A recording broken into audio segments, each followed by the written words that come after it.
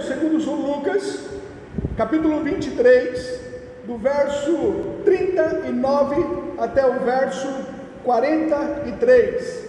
Diz assim o texto sagrado: E um dos malfeitores que estavam pendurados blasfemava dele, dizendo: Se tu és o Cristo, salva-te a ti mesmo e a nós. Respondendo, porém, o outro repreendia-o, dizendo: Tu nem ainda temes a Deus, estando na mesma condenação? E nós, na verdade, com justiça, porque recebemos o que os nossos feitos mereciam, mas este nenhum mal fez. E disse a Jesus: Senhor, lembra-te de mim quando entrares no teu reino. E disse-lhe Jesus: Em verdade te digo que hoje estarás comigo no paraíso. Pai, no nome do Senhor Jesus Cristo, eu suplico, ó Pai, que dê tua graça sobre a minha vida, a capacitação vinda do Senhor, para que eu possa, Pai, explanar a tua palavra e fazer com que ela se torne verdade no coração desses que estão escutando. Para tanto, eu suplico o auxílio do teu Espírito Santo, movendo os corações, abrindo o entendimento e fazendo com que a sua verdade seja revelada a todos nós que estamos aqui. Abra, Pai, que o entendimento, faça com que as mentes sejam levadas cativas à obediência do Senhor Jesus, que o Espírito Santo venha convencê-los do pecado, da justiça e do juízo, e que o teu amor seja revelado aos corações. Eu suplico assim, ó Deus, no nome de Jesus, amém. Por aceitar, irmãos. Existem alguns dados no qual nos mostra que mais de 150 mil pessoas morrem a cada dia no mundo. Mais de 6 mil pessoas morrem a cada hora. Cerca de 100 pessoas morrem a cada minuto. 2 pessoas morrem por segundo. Somente durante esse período que eu comecei ao culto até agora, centenas de pessoas já morreram. Esta é uma realidade. Pessoas morrem continuamente. Jesus, ele falou certa vez acerca da prestação de contas. O fato de nós morrermos, isso não se dá o fim da nossa vida, o fim da nossa história. Nós vamos estar prestando contas com Deus. Em Mateus, capítulo 25, do verso 31 ao verso 34, do verso 41 e o verso 46, diz assim a palavra de Deus: E quando o Filho do Homem vier em sua glória, e todos os santos anjos com ele, então se assentará no trono da sua glória, e todas as nações serão reunidas diante dele, e apartará uns dos outros, como o pastor aparta dos bodes as ovelhas, e porá as ovelhas à sua direita, mas os bodes à esquerda. Então dirá o rei aos que estiverem à sua direita: Vinde, benditos de meu Pai, possuir por herança o reino que vos está preparado desde a fundação do mundo. Então dirá também aos que estiverem à sua esquerda: Apartai-vos de mim, malditos, para o fogo eterno, preparado para o diabo e seus anjos. Irão estes para o tormento eterno, mas os justos para a vida eterna. Nesse texto que nós acabamos de ler, Jesus, ele mostra de uma forma assim muito clara que o fato de nós morrermos, não haverá o fim da nossa vida, da nossa jornada, da nossa existência. Na verdade, todos nós iremos existir eternamente. Não obstante termos aceitado a Cristo como Senhor e Salvador, ou não termos aceitado, não obstante o que nós tivermos feito aqui nessa vida, não obstante a religião que nós abraçamos, não obstante o estilo de vida que nós vivemos, todos nós iremos ter a existência eterna. Todos nós iremos existir eternamente. Veja, aqui nesse texto, Mateus 25, verso 46, ele diz: Apartai-vos de mim, malditos, para o fogo eterno.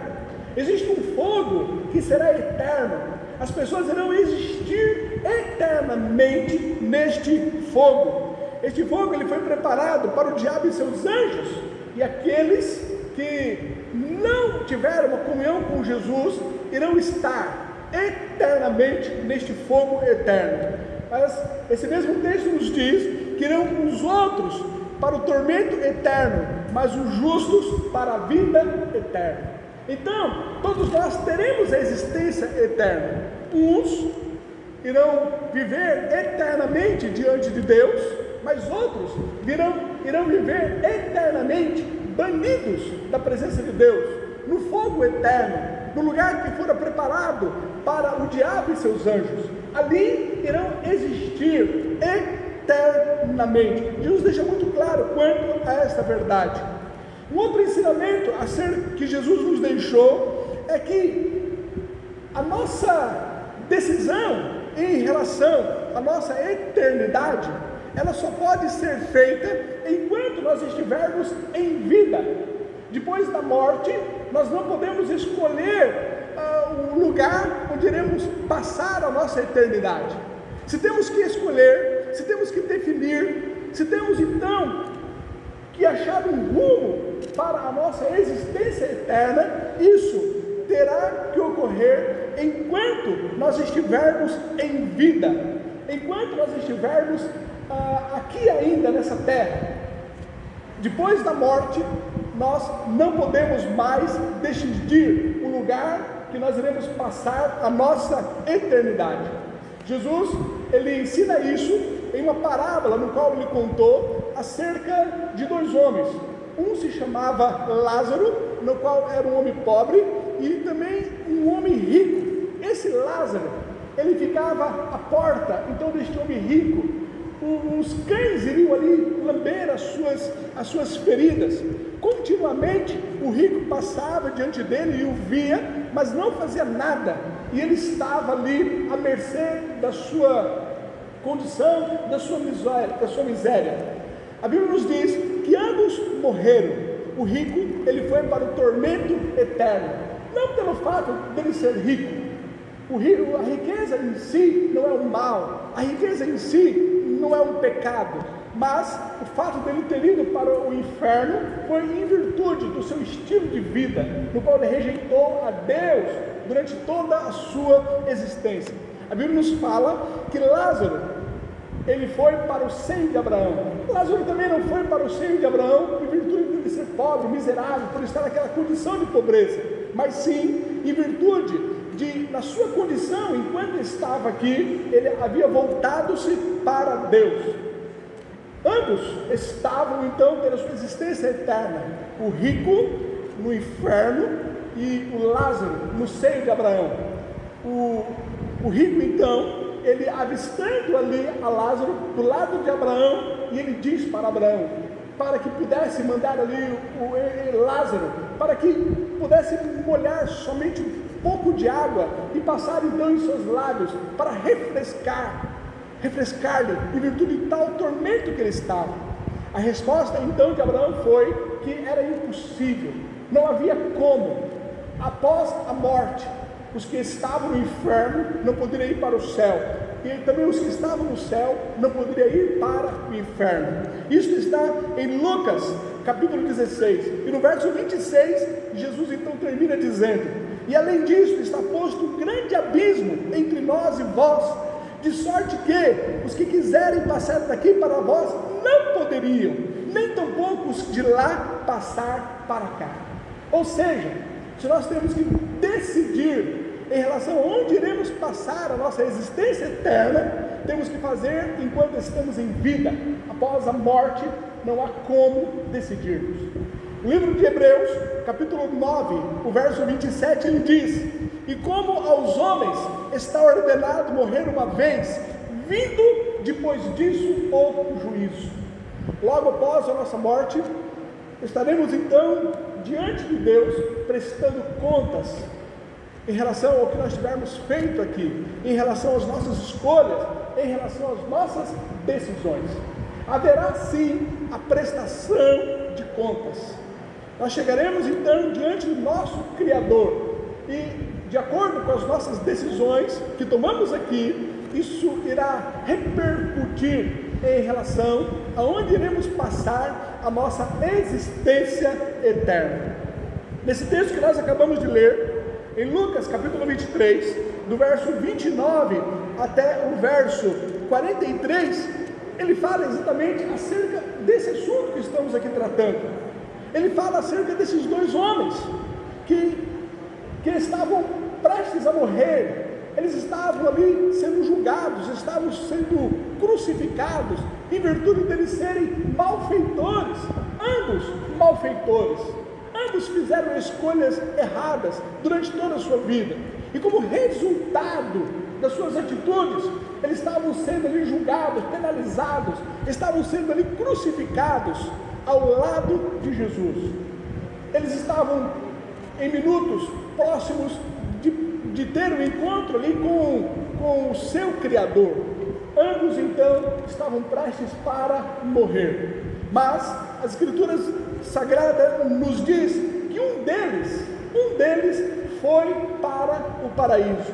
Olha aqui o verso 43, e disse-lhe Jesus: em verdade te digo que hoje estarás comigo no paraíso. Qual foi a atitude desse homem? O que esse homem ele fez para que ele pudesse alcançar graça diante de Deus? O que esse homem ele fez que minutos antes de sua morte, minutos antes dele comparecer diante do seu Criador, ele alcançou graça diante de Deus e pôde ir para o paraíso? O que ele fez para que o próprio Senhor Jesus Cristo afirmasse, sentenciasse que ele estaria no paraíso? É muito importante nós pensarmos nisso. É muito importante nós analisarmos qual foram as atitudes que esse homem ele fez, porque se nós entendermos, então usarmos as mesmas atitudes que ele fez, realmente também teremos alcançado graça diante de Deus, iremos alcançar também o paraíso. Vejamos então aqui no verso 39, o texto que nós lemos, ele começa dizendo: um dos malfeitores que estavam pendurados blasfemava dele, dizendo: se tu és o Cristo, salva-te a ti mesmo e a nós. Esse malfeitor, ele blasfemava de Jesus de uma forma incrédula. Ele não creu que Jesus ele poderia salvá-lo. Este homem, ele realmente se levantou contra Jesus Cristo de uma forma sórdida, blasfemando, ignorando realmente a sua condição. Ele não reconheceu em Jesus Cristo como o próprio Deus, como Filho de Deus, mas estando ali à mercê da sua sorte, sendo condenado, estava sendo crucificado, mesmo nessa condição de miséria, ele estava ali blasfemando de Jesus Cristo. O verso 39, e um dos malfeitores que estavam pendurados blasfemava de Jesus, blasfemava dele, dizendo: se tu és o Cristo, salva-te a ti mesmo e a nós. No verso 40 diz: respondendo porém o outro, repreendia-o, dizendo: tu nem ainda temes a Deus, estando na mesma condenação? Nós vemos aqui que a atitude deste malfeitor, a atitude deste que blasfemava contra Jesus Cristo, foi repreendida até mesmo pelo outro malfeitor, pelo outro ladrão que estava ali na cruz. Ele ficou indignado com essa condição deste homem, e ele diz, respondendo porém o outro, repreendia-o, dizendo: tu nem ainda temes a Deus, mesmo você prestes a morrer, mesmo você estando aqui sendo condenado, mesmo nessa condição aqui de sendo julgado pelos seus pecados, mesmo assim você não teme a Deus? Você não vê a miséria que você está? Então ele repreendia a esse que estava blasfemando contra Jesus. O verso 41 diz: e nós, na verdade, com justiça, porque recebemos o que os nossos, e nós na verdade com justiça, porque recebemos o que os nossos feitos mereciam. Este que foi para o paraíso, ele tem uma atitude diferente daquele que blasfemava, daquele que zombava de Jesus Cristo. Este que foi para o paraíso, ele teve uma atitude de reconhecer que ele era um pecador. Ele reconheceu a sua miséria. Ele reconheceu que, em virtude dos seus feitos, em virtude da sua condição, em virtude dos seus pecados, é que ele estava ali sendo crucificado.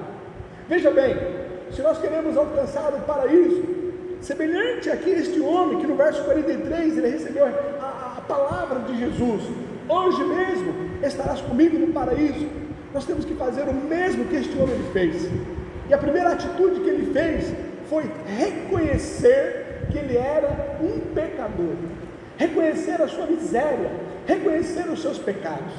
A Bíblia, ela deixa muito clara quanto à universalidade do pecado. Romanos, capítulo 8, verso 23 diz: porque todos pecaram e destituídos estão da glória de Deus. Romanos, capítulo 8, verso 23 mostra que nós somos pecadores, e o pecado entrou no coração de todos os homens, e de acordo com a Bíblia Sagrada, todos nós estamos destituídos, estamos separados da glória de Deus. Independente da sua classe social, independente da sua raça, independente da língua que você fala, independente da sua cor, independente do seu sexo, independente de qualquer condição que você tenha, a Bíblia nos diz que todos nós somos pecadores. Romanos capítulo 8, verso 23. Romanos capítulo 5, verso 12, ele diz: portanto, como por um homem entrou o pecado no mundo, e pelo pecado a morte, assim também a morte passou a todos os homens, por isso que todos pecaram. Romanos capítulo 5, verso 12 diz: por um homem entrou o pecado no mundo, e pelo pecado a morte. Esse homem no qual está se referindo Paulo, aqui em Romanos capítulo 5, verso 12, é Adão. Adão fora criado à imagem e à semelhança de Deus, colocado ali no jardim do Éden, e ele teve a liberdade de fazer as suas escolhas, e ele então escolheu pecar contra Deus, quando Deus colocou no jardim, e diz que de toda a árvore que estava no jardim, ele poderia comer livremente, mas da árvore do conhecimento do bem e do mal, não poderia comer. Ele foi iludido por Eva, e ele pecou contra Deus, desobedeceu, e comeu do fruto no qual Deus proibira, que ele não deveria comer. Em virtude do seu pecado, em virtude da sua desobediência, ele então pecou contra Deus. Por um homem entrou o pecado no mundo, e pelo pecado a morte. Morte é separação de Deus. Morte não é a extinção do ser. Morte não é quando você deixa de existir, visto que todos nós vamos existir eternamente. Morte significa separação de Deus. A partir daquele momento, Adão ele foi separado de Deus. Isso significa morte. Todo homem que não tem comunhão com Deus está morto, visto que está separado da comunhão com Deus. Todo aquele que tem vida é porque ele tem comunhão com Deus. Vida é comunhão com Deus. A Bíblia diz que em virtude do pecado de Adão, ele foi separado, foi destituído da presença de Deus. E todos nós somos descendência de Adão. É por isso que todos nós somos pecadores. Romanos capítulo 5, verso 12: porque como por um homem, por Adão, entrou o pecado no mundo, e pelo pecado a morte, pelo pecado a separação de Deus, assim também a morte, essa separação de Deus, passou a todos os homens, por isso que todos pecaram. Todos nós como descendência de Adão. Adão, ele é o chefe federal da nação. Adão, ele representa toda a humanidade. Foi o primeiro homem criado por Deus. Ele então pecou, se rebelou contra Deus. Devido ao seu pecado, ele se tornou então, tendo uma natureza pecaminosa. Todos que são descendência descendência de Adão são considerados então pecadores. Nós já nascemos separados de Deus. Nós já nascemos mortos espiritualmente. Salmo 51, verso 5, ele diz: eis que em iniquidade eu fui formado, e em pecado me concebeu minha mãe. Nós já somos formados desde o ventre em pecado. Nós somos concebidos em iniquidade, em pecado. Nós já estamos separados da presença de Deus desde quando nós nascemos. Isto por nós sermos descendência de Adão. Descendência de Adão. Veja bem, este homem, ele recebeu, esse malfeitor que recebeu de Jesus Cristo a palavra: hoje estarás comigo no paraíso. Ele só teve essa graça de Deus porque, em primeiro lugar, ele reconheceu que ele era um pecador. Se nós queremos também receber graça diante de Deus e sermos salvos em Jesus Cristo, recebemos essa palavra de Jesus: vinde benditos do meu Pai. Nós precisamos reconhecer que somos pecadores, que somos descendência de Adão, que já nascemos em pecado. Não que tenhamos cometido pecado, mas a nossa natureza é pecaminosa por sermos descendentes de Adão. Já nascemos em pecado. Essa é a condição de toda a raça humana. Diz aqui o verso 40: respondendo para ele o outro, repreendiu, dizendo: tu nem ainda temes a Deus, estando na mesma condenação? Verso 41: e nós, na verdade, com justiça, porque recebemos o que os nossos feitos merecem. Ele reconheceu o pecado. Nós recebemos o que os nossos feitos merecem. Ele reconheceu que ele era um pecador. É esse reconhecimento que nós somos pecadores, quando reconhecemos que somos da descendência de Adão, que pecamos contra Deus e o nosso pecado nos afastou de Deus, isso nos leva a nós nos arrependermos e nos leva também a confessarmos os nossos pecados. Só quem reconhece que é um pecador, ele consegue então confessar a Deus.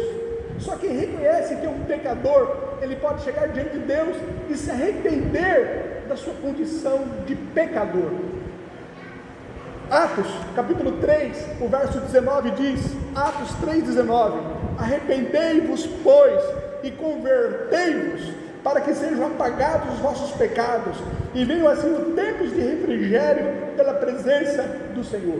Arrependei-vos, pois, é quando nós nos arrependemos e confessamos os nossos pecados, então eles são apagados. Deus, ele pode perdoar os nossos pecados, mas só faz uma confissão, só se arrepende dos seus pecados quem, em primeiro lugar, reconhece que é um pecador. Se nós nunca reconhecermos isso, se nós acharmos que somos justos por não adulterarmos, por não roubarmos, por não falarmos mentira, por não defraudarmos os outros, e acharmos que somos justos por não fazermos mal a ninguém, nós nunca iremos nos arrepender, nunca iremos confessar o nosso pecado. Mas a questão não é a sua condição, mas sim a sua natureza.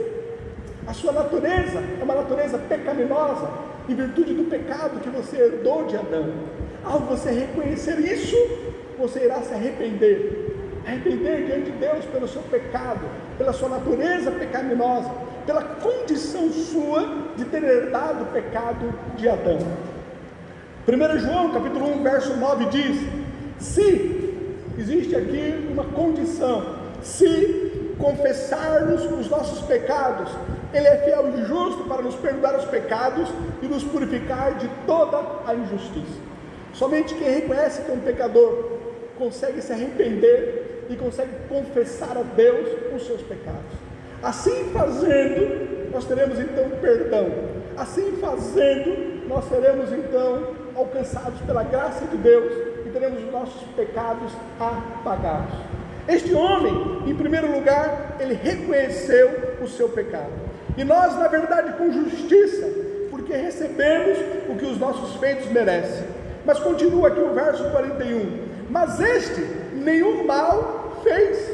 Olha que diz aqui o verso 41, depois dele reconhecer o seu pecado, reconhecer a sua condição de miserável, ele olha então para Jesus e diz: este nenhum mal fez.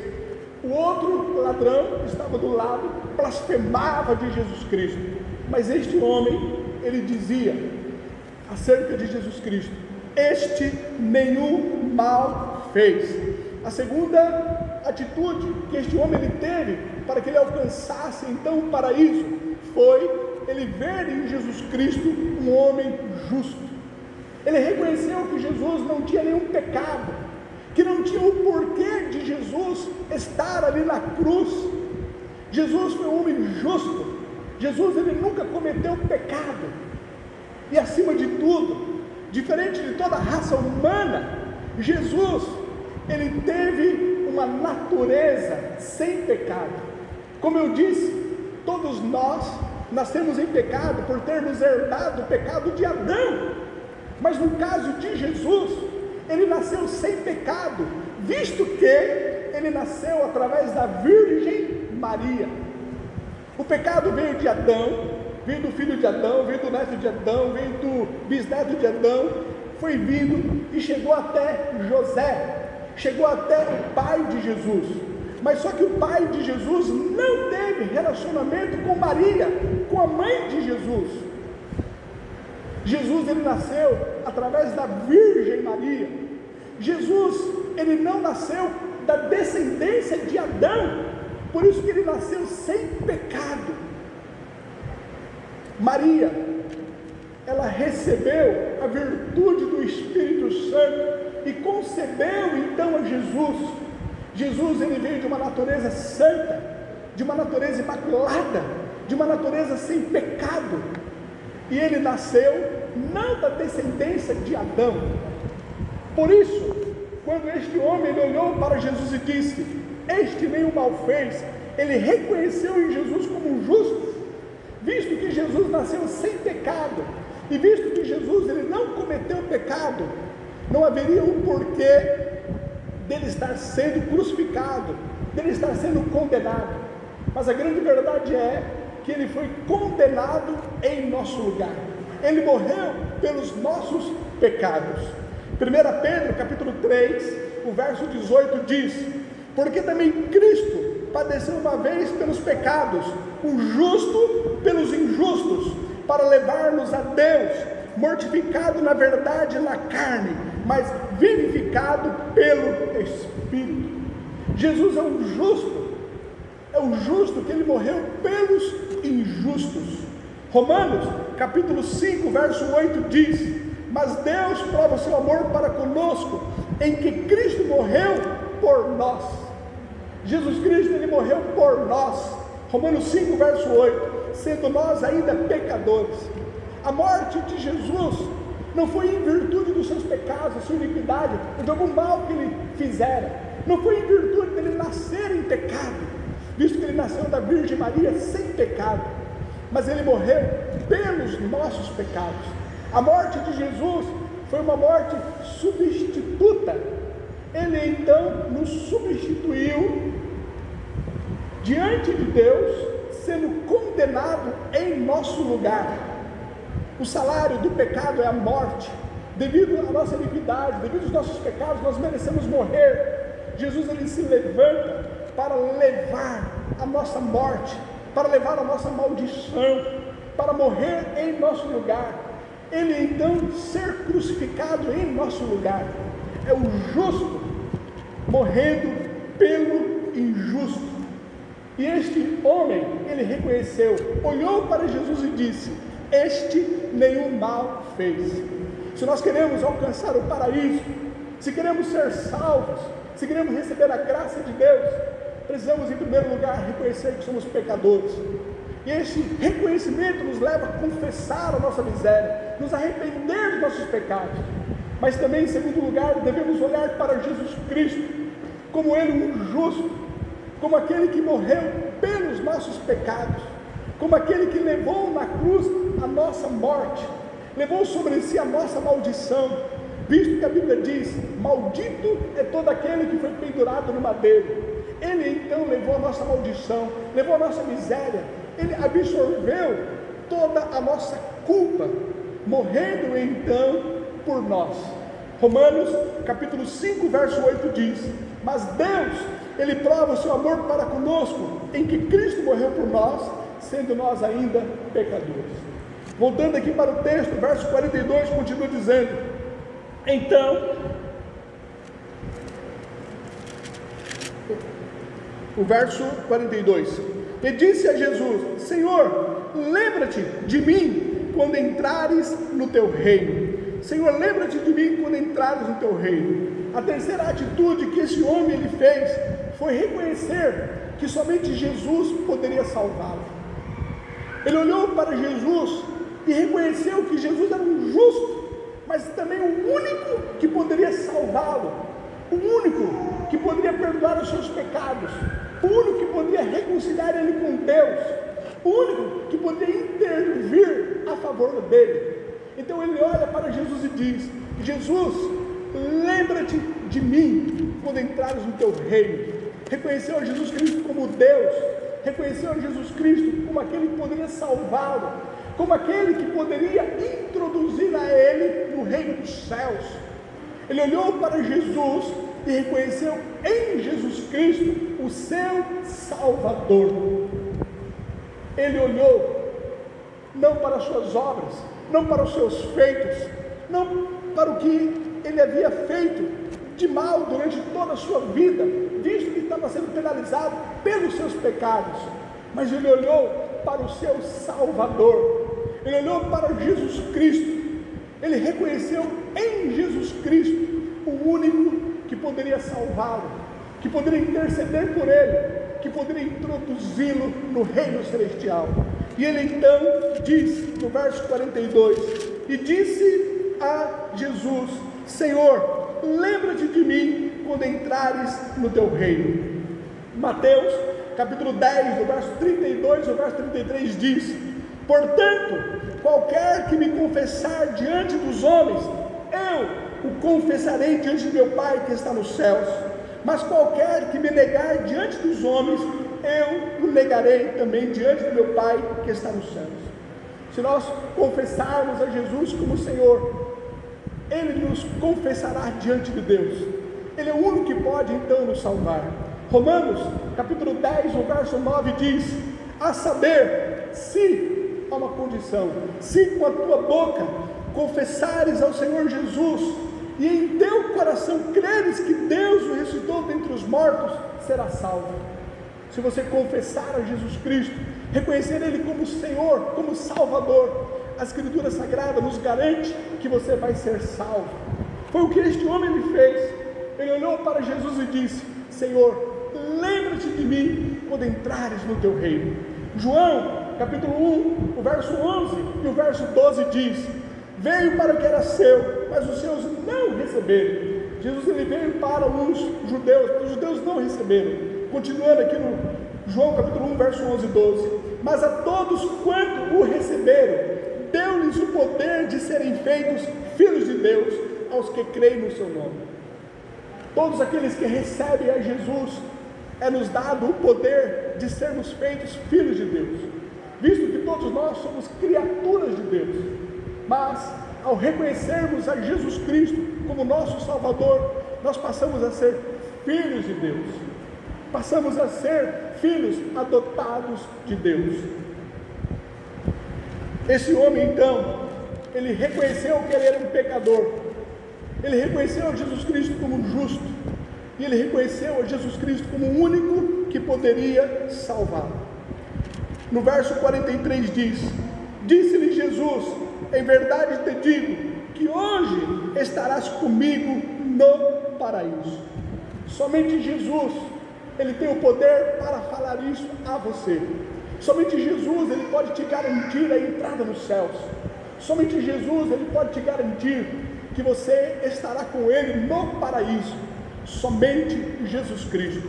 Atos capítulo 4, verso 12 diz: em nenhum outro há salvação, porque também debaixo do céu nenhum outro nome há dado entre os homens pelo qual devamos ser salvos.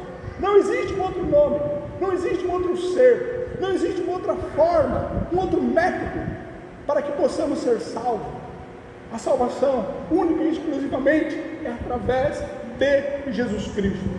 João, capítulo 14, verso 6 diz: disse-lhe Jesus: eu sou o caminho, eu sou a verdade e eu sou a vida. Ninguém vem ao Pai senão por mim. Jesus, ele não é um caminho, ele é o caminho, o único caminho que pode nos levar a Deus. Ele é o caminho, a verdade e a vida. 1 Timóteo, capítulo 2, o verso 5 diz: porque há um só Deus e um só mediador entre Deus e os homens, Jesus Cristo, homem. Há um só Deus e um só mediador. O mediador é alguém que liga você a Deus, e a Bíblia nos diz que existe um único mediador que pode ligar você a Deus. Ele é Jesus, o Filho de Deus, que morreu na cruz, nos substituindo ali na cruz do Calvário, morreu pelos nossos pecados.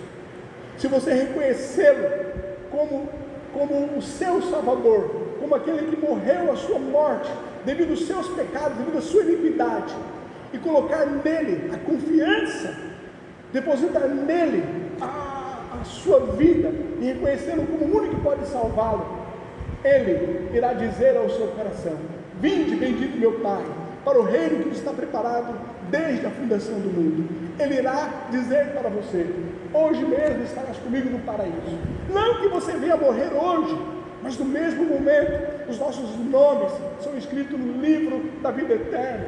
O Espírito Santo, ele passa a habitar em nós como um selo, como uma promessa, que nós passamos a ser filhos de Deus.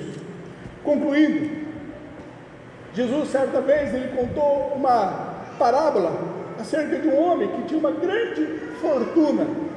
E este homem ele vivia nababescamente, tinha muitos bens, e ele razoava entre si dizendo: eu tenho tantos bens, tanta condição, e tudo que eu tenho já não comporta mais nesse armazém que eu tenho, nesse lugar aqui que eu guardo todas as minhas fortunas.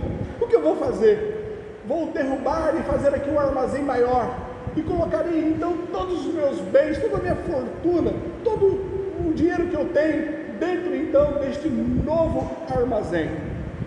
Diz Lucas capítulo 12, o verso 20: mas Deus lhe disse: louco, esta noite te pedirão a tua alma, e o que tens preparado para quem será?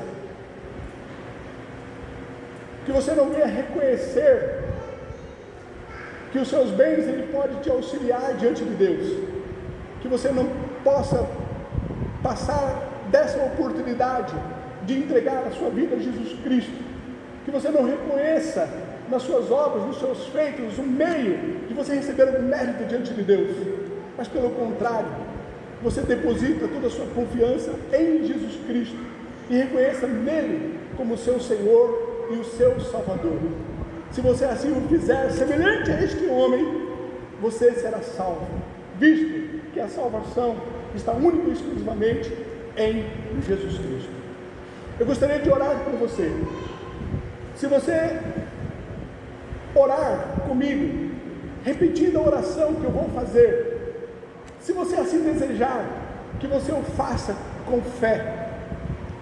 Se você não tem a certeza que você é salvo, se você não tem a certeza que realmente, caso você venha morrer hoje, você irá para o paraíso, se você não tem a certeza de que Deus te aceitou como filho, mas você entendeu através da palavra, que se você confiar a sua vida em Jesus Cristo, você vai ser salvo, e você quer fazer isso agora, eu gostaria que você orasse comigo, mas ore com todo o seu coração, porque somente assim Deus vai reconhecer como verdadeira a sua prece. Se você deseja entregar a Jesus a sua vida, repita comigo essa oração. Abaixem todas as suas cabeças. Ore assim, mas ore do coração, não precisa de pronunciar, mas ore do coração. Diga: Deus, eu reconheço que eu sou um pecador. Eu reconheço que eu herdei o meu pecado de Adão, e devido aos meus pecados, eu estou separado de Ti. Mas eu reconheço que Jesus Cristo é aquele que morreu pelos meus pecados, é o único que pode me salvar, e Ele morreu a minha morte, a minha miséria, Ele levou a minha maldição na sua morte, e eu reconheço a Jesus Cristo como justo, eu aceito o que Ele fez por mim, morrendo em meu lugar, eu aceito a Jesus Cristo como meu único Senhor e como meu único Salvador. Eu quero entregar a minha vida, confiar a minha vida agora a Jesus Cristo, e eu peço a Jesus Cristo que Ele lembre-se de mim. Eu oro a Ti, ó Deus, em nome de Jesus, amém.